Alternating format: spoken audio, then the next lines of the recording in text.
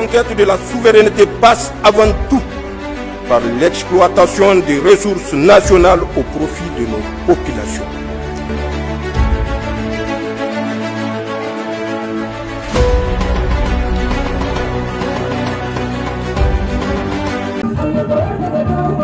Les activités du bureau exécutif national dénommé Jeune Homme ont été officiellement lancées ce mercredi 15 avril 2026 en fin de soirée au stade général Séni Kountché de Niamey. Cet événement s'inscrit dans le cadre de l'appel à la mobilisation générale lancé par le chef de l'État, le général d'armée Abdourahmane Tchani, une initiative forte qui a rassemblé de nombreux citoyens venus répondre présents à cet élan national. Sur place, l'atmosphère était marquée par une forte adhésion populaire, traduisant l'engagement des participants à accompagner les orientations actuelles des autorités. Quand on voit qui nous appelle 15 avril 1974. Donc ce n'est pas pour rien que les organisations de cette activité ont fait coïncider leur activité la mobilisation générale à cette journée du 15 avril. Parce que, historiquement, quand nous prenons les deux événements, les événements du 15 avril 1914 et les événements du 26 juillet 2023, nous voyons des similitudes, une certaine ambivalence. Vous savez, feu lieutenant-colonel Kountché était venu au pouvoir en 1974 pour certaines raisons évoquées qui chargeaient le régime de Djori Hamani. C'était un contexte où il y avait une sécheresse endémique qui s'est abattue sur le Niger. C'était un régime qu'ils ont qualifié de corrompu, où il y a les passe-droits, la gabégie, le peuple étant délaissé. Donc le régime du CMS a pris ses responsabilités comme et Kountché avait dirigé le Niger de 1974 jusqu'à 1997 quand la mort l'a surpris et il est parti, laissant le Niger à un stade de développement économique, social et culturel.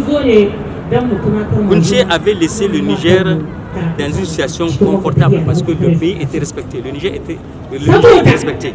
Le Niger avait une certaine dignité. Le Niger avait une certaine aura du point de vue international et régional. Mais avec l'arrivée du régime Ali Chebou qui a prôné la décrispation, alors le Nigérien s'est senti plus libre. Et le régime aussi aidant à donner cette liberté. Et cette liberté était sur tous les plans.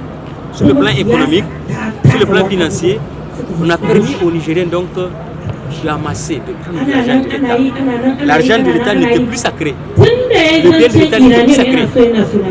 Si vous vous rappelez, c'est à cette époque que nous avons vu surgir un quartier aujourd'hui qu'on appelle Barakaro, où les Nigériens construisaient des villas somptueuses, des maisons extraordinaires, où on ne peut pas penser à cette époque qu'on était au Niger. Après Ali Chebou, qui avait écourté son régime à travers les manifestations et les crises qui sont abattues sur le pays, scolaire, social et tout. Alors il y a eu la conférence nationale, il y a eu une transition. Après la transition multipartisme, c'est les partis politiques qui sont venus, n'est-ce pas? Et le Niger, à travers cette démocratie, n'a connu que de la misère. Tous les mots qu'on ne connaissait pas au Niger ont commencé à avoir lieu, ont commencé à prendre forme. La corruption s'est engrenée, les passe-droits, les vols des deniers publics, tout ce que vous savez de mots ont vraiment pris place au Niger.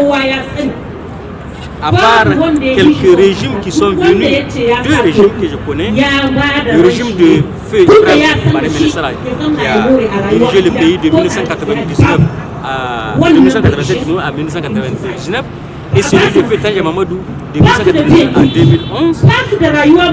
Tous les régimes que nous avons connus, que ce soit les régimes militaires ou le régime démocrate, Alors ces régimes ont vraiment mis le Niger dans une situation inconfortable. Le pays a sombré. Le Nigeria était désorienté. Le Niger n'avait pas de boussole. Alors, c'est en ce moment que les Français ont amené ce qu'on appelle le terrorisme. En 2011, vous savez, avec l'assassinat de Kadhafi et le déversement des armes du régime de Kadhafi dans le pays, avec la bienveillance de la France, donc le terrorisme est né. Et la France avait un objectif, c'est lui de créer un pays qu'elle appelait l'Azawad. On va prendre une partie du Niger, une partie du Mali, une partie de Mauritanie et une partie du Burkina pour créer l'Azawad.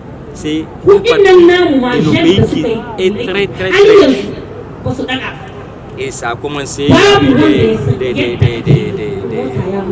avec des positions militaires qu'ils ont amenées. On a fait Barkhane, on a fait Takuba, on a fait ceci, on a fait cela. Donc, plus de 10 ans, le terrorisme n'a fait qu'augmenter de puissance. Les terroristes montaient en puissance. Un chef d'État même a dit à un moment que les terroristes sont plus aguerris que les armées. C'est dans ce contexte que l'avènement du CNSP est arrivé avec le général Dramane Tchani, que nous avons qualifié de rédempteur, de salvateur, n'est-ce pas, de sauveur du Niger. Il est venu et comme par enchantement, nous avons constaté qu'il y a une similitude entre le régime ou la vision de Abdraman Tchani avec la vision du feu général. Si vous avez vu, quand il est venu au pouvoir, il a chassé les Français. Il y avait 2 bataillons français au Niger, à Niamey et à Zander. Il a tout fait pour implémenter la politique d'autosuffisance alimentaire, pour que le Nigérien se nourrisse par lui-même, qu'il cesse de tendre la main vers l'extérieur. Il a fait une lutte par excellence contre la corruption. Et c'est les mêmes objectifs que le général Tchani est en train de faire. Quand il est venu, vous avez vu, il avait chassé les militaires français, il a chassé les militaires américains, il a prôné l'autosuffisance alimentaire pour que le Nigérien retrouve sa dignité, qu'il ne tende plus la main à l'extérieur. Nous pouvons travailler la terre, elle existe au Niger, les potentialités hydrauliques existent, donc il suffit de mettre les moyens et les Nigériens vont travailler pour se nourrir et aller vers l'exportation. C'est ce que nous avons eu tout à l'heure. J'entendais l'actrice Falmata qui évoquait déjà la campagne de vente à prix modéré qu'on a fait du riz du Niger. Alors que ces riz était à un moment de l'histoire, à leur arrivée, il a atteint un riz de 25 kg de sac, il a atteint jusqu'à 19 000. Maintenant, ce riz-là qu'on vend, cette quantité qu'on vend à 8 000 francs, 9 000 francs. Donc, il y a une avancée.